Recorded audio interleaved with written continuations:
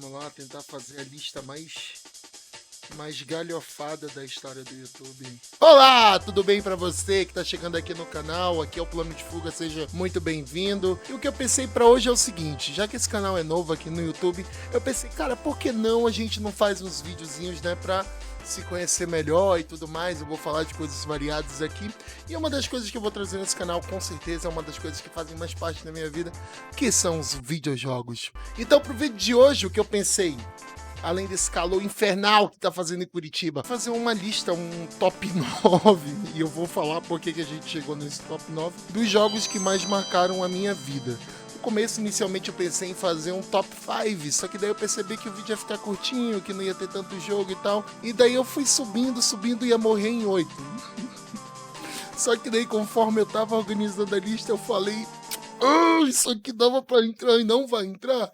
Então vamos lá, pode ser que tenha uma parte 2, eu não sei, o futuro nos dirá.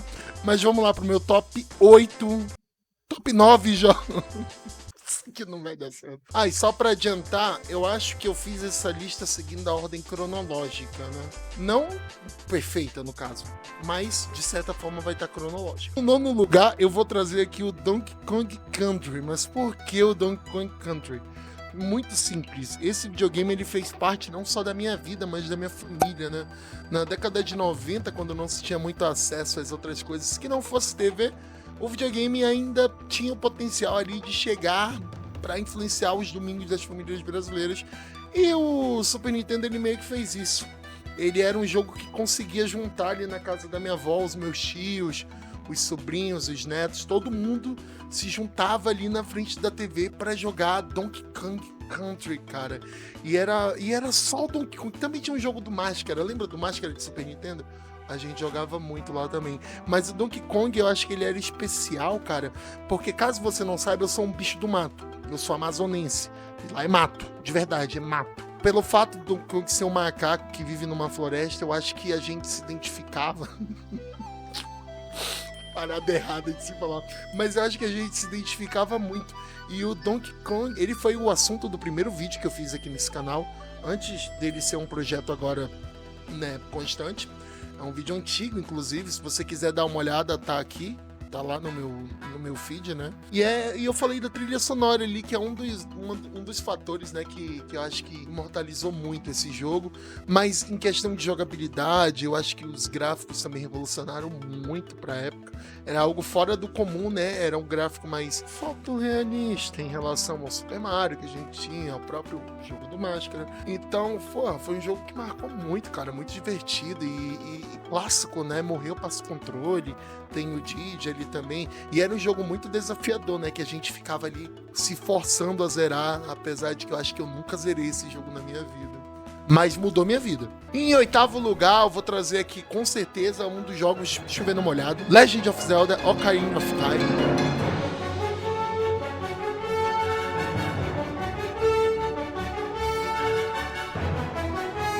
Cara, não é à toa aqui, ó. É nesse aqui, ó. Pô, minha primeira tatuagem vai ser difícil. Minha primeira tatuagem na vida foi de Zelda, né?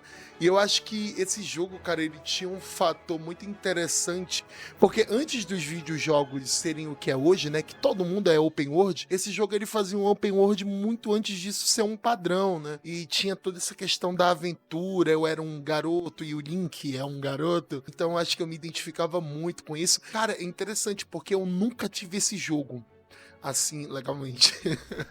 O que tinha na época era o vizinho da minha rua, assim, que ele tinha Zelda, ele é fãzaço de Nintendo até hoje. Acho que ele ganha dinheiro com a Nintendo, inclusive. Ele tinha Zelda. E, pô, cara, ele me emprestava, sabe?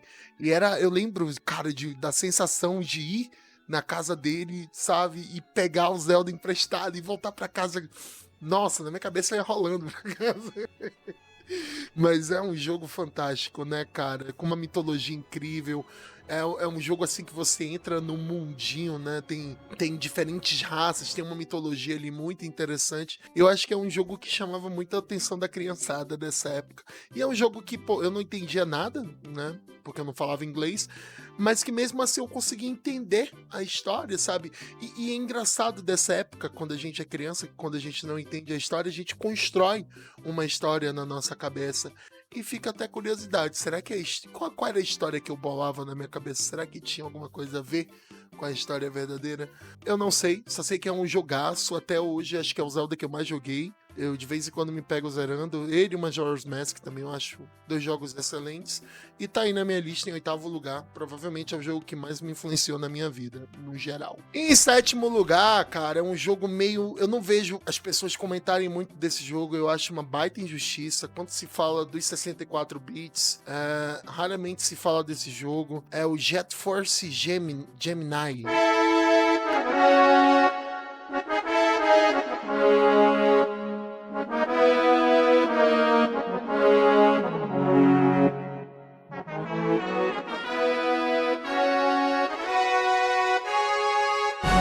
Cara, puta, que jogo fantástico, irmão. Inclusive, eu tô esperando ansioso aí o vídeo daquele desafio do Super Nintendo que o senhor Wilson lá do Colônia Contra-Ataque tá fazendo pra falar desse jogo. Porque, cara, esse jogo é fantástico, sabe? Eu lembro que o que mais me pegava na época era a possibilidade de você trocar de personagens e cada um tem, entre aspas, as suas mecânicas únicas, apesar de não serem tão variadas se você pegar pra ver hoje em dia. E tinha toda uma questão de progressão de level, você ir de um mundinho pro outro, isso era muito legal.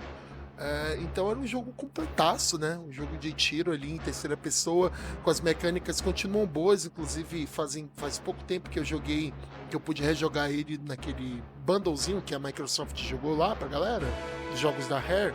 Cara, puta, que jogo maravilhoso, cara. Que jogo sensacional. Acho que a história é quase nula, né? Tem uma história ali de que meio que funciona como plano de fundo, que as coisas acontecem apenas a partir da expressão dos personagens. E é um jogaço, cara. Eu acho que vale... A minha recomendação fica até hoje. Se você tiver oportunidade, jogue Jet Force Gemini. É um baita... Nossa, cara, como eu sonho que a Rare faça relance esse jogo, faça um remaster, um reboot, qualquer coisa, cara. Um jogo fantástico. E se você conhece esse jogo, eu não conheço, nunca troquei muita ideia sobre esse jogo com alguém, cara, comenta aqui embaixo, fala pra mim o que você acha, que eu acho um jogo fantástico, tá? Em 6º lugar tem Winback Covert Operations.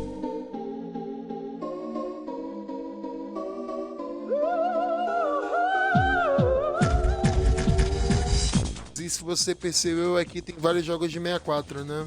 É porque é um videogame que mexeu muito comigo. Mas o Winback, cara, ele foi pra mim o que a maioria das pessoas teve com Metal Gear, porque ele é um jogo que ele desapega um pouco daquele lado mais cartunesco que a Nintendo gosta e costuma trabalhar nos seus jogos, e ele traz pra uma parada mais realista, né? Porque são personagens humanos, você atira com armas de fogo, então é um jogo bem diferente, assim, do que a Nintendo estava acostumada a entregar. E eu acho que ele vem para suprir justamente essa questão de ser o Metal Gear Solid do Super Nintendo 64.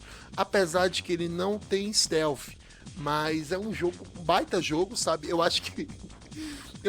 tenho certeza que a mecânica não envelheceu nada bem. Eu acho que eu joguei ele depois, assim, dos anos, sabe? E não envelheceu bem, não.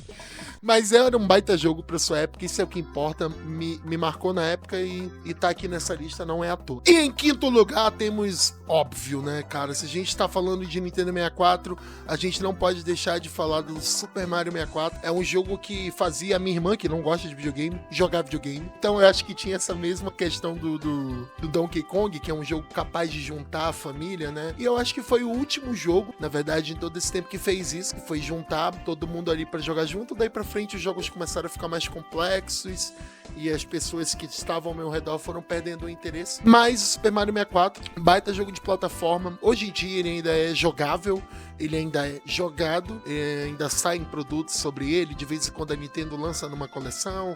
Então, porra, baita jogo, sabe? Eu acho que quem é dos anos 90 e gosta de videogame, claro, né?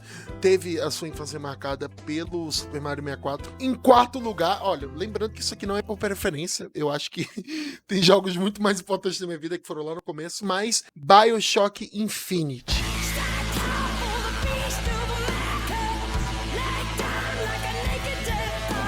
Primeiro jogo, eu acho assim que eu joguei apreciando e admirando a história. Tem uma jogabilidade incrível também. É um jogo não tão velho, então ele envelhece tão bom quanto qualquer um. Eu lembro que tem música pop, né? Tem Girls Just Wanna Have Fun. Quando eu escuto essa música, eu lembro de BioShock.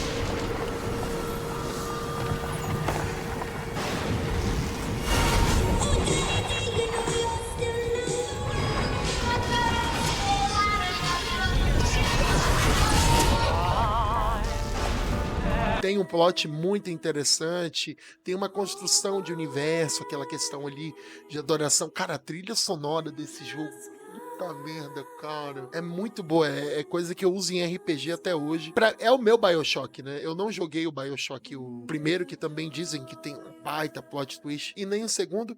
Então o meu BioShock é o Infinite. Espero que um dia eles também remasterizem, porque eu vou jogar com toda certeza. Tá aí no meu quarto lugar, não é à toa, é um jogaço também, mudou um pouco da minha personalidade. Modern Warfare 2, cara, foi por algo bem específico, eu tenho que admitir isso. É um jogo, é o primeiro jogo que eu tive na geração, mas quando eu ganhei uma Xbox, ele era um bundle exclusivo do MW2. Cara, era um console lindo, sabe? Parecia um care packagezinho assim, com os entalhezinhos. Vendi, inclusive, porque eu tava precisando de uma grana, cara, que desgraça, não devia ter vendido esse videogame. Eu acho que ele vale muito mais do que eu vendi. Mas por que ele é especial pra mim, cara? Porque além da história dele ser muito boa, foi o primeiro jogo online que eu joguei. Eu tinha um 360 e eu desbloqueei. Só que o que aconteceu? Quando eu tava jogando ali umas coisas, até que eu tava jogando Assassin's Creed na época, o videogame parou de funcionar pirata. Do nada, assim, eu tinha destravado, ele parou de funcionar jogo pirata e eu falei, deixa aí. E comecei a jogar MW2 online. E daí eu falei, cara, isso aqui é um universo novo, sabe? Parecia que as portas da percepção tinham se abrido. Esse jogo me marcou muito, cara. Puta, graficamente é um jogo fantástico, sabe? Puta, já pensou? O primeiro jogo que tu encontra na geração MW2, puta, mudou minha vida. Não tem jeito. É um jogo que eu tenho muito carinho, aquela fase no Rio, sensacional. Por isso que ele tá aqui nessa lista, beleza? Vamos pro próximo. E não poderia ser diferente, eu acho que é um dos RPGs que mais marcaram a geração de 2010, que é Skyrim, né, cara?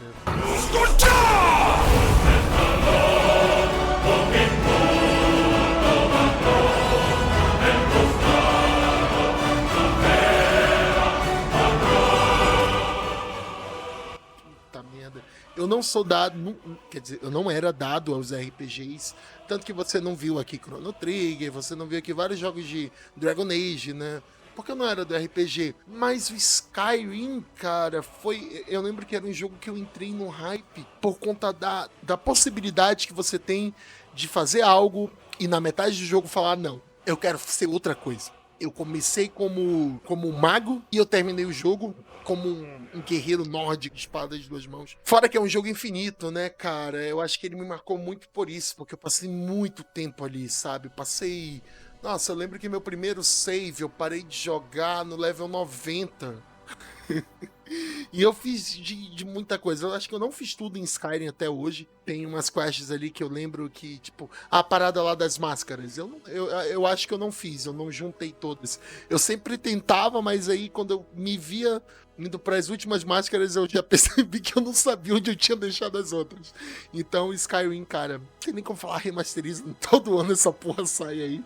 Mas é um baita jogo, cara. Não tem como, marcou minha vida. E por último aqui, não por preferência, nem por nenhuma outra questão, você já sabe muito bem, já falei isso umas 5 vezes. Assassin's Creed Revelations. Cara, esse jogo. Puta merda, cara. Todo mundo fala do Assassin's Creed 2, que é o melhor jogo da franquia. Pra mim, é o Revelations, porque ele é uma maturidade de gameplay e de personagem, de trabalho de personagem. Nessa época eu já tava mais atento às histórias dos jogos.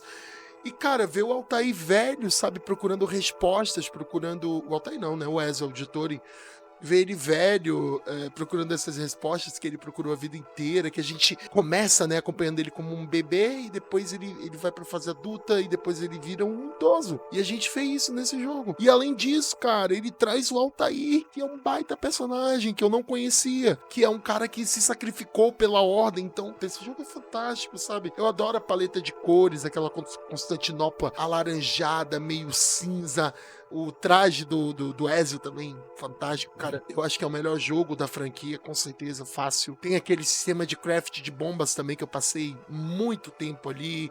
A Hidden Blade com bico de águia, cara. Jogo sensacional, não tinha como ser diferente, marcou minha vida, acho que foi o melhor Assassin's Creed. Não remasterize. Tá bom do jeito que tá. E por hoje é isso. Eu espero que você tenha gostado aí desse outro lado, que tenha me conhecido mais um pouco. Eu pensei nesse vídeo, ele é mais simples do que o anterior que eu publiquei. Eu acho que vai ser assim, funciona muito bem. Publica um vídeo mais complexo, publica alguns mais simples, um mais complexo, um mais simples. E aqui você pode me conhecer mais um pouco e tudo mais. A gente pode trocar essa ideia, ter esse lero sincero, não é mesmo? Mas se você gostou, não se esqueça de deixar o seu like. Esse canal vai crescer muito com a sua ajuda. E de se inscrever também para receber os novos materiais que eu vou postar. Caso você não me conheça, eu sou Sérgio Santana, sou produtor de conteúdo, jornalista. Espero que você tenha gostado. Esse aqui é o Plano de Fuga e a gente se vê na próxima oportunidade, beleza?